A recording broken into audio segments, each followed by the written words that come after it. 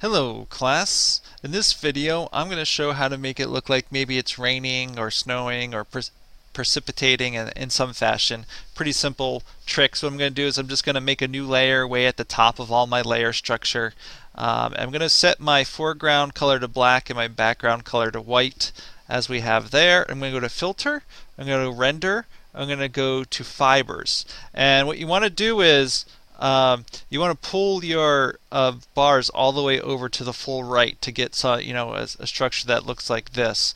If you pull it down, it sort of looks more stretchy across the page and can be done quite interesting things. But I want to make sure they're all the way over to the right. You're going to say OK, and you're just going to put this right across the screen, and we're nearly getting there. And then what I'm going to do is I'm going to go to filter, blur, motion blur.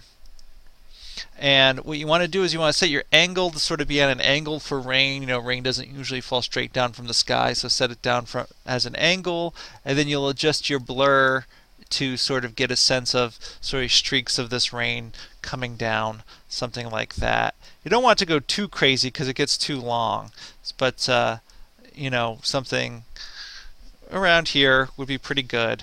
And we sort of got this sense of color on it. Now what we want to do is we want to strengthen this rain a little bit. So I'm going to go to image and adjust, and I'm going to go to levels, and we can see usually you end up with this peak around the mid-tone, and really want to pull in the sort of white to the beginning of the peak to really strengthen the white, which will then ultimately be the rain in this drawing.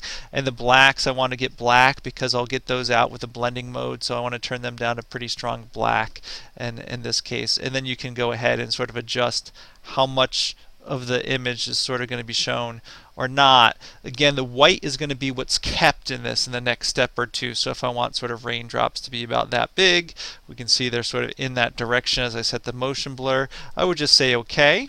And then what I'm going to do is I'm going to go to my blending mode here, and I'm going to set this to screen, which will essentially gets rid of the black, and I've got these white streaks on it. And then again, that might be too dark here, but if I come to my opacity, I can sort of change my opacity to set to whatever strength of rain that I want, and you just end up with these little streaks of white or transparent color here that looks like sort of a torrential rain. Maybe it's too torrential right now what I have set up for my background, which is clearly clearing skies from a storm in the background, which is also important, but that's a cool little trick.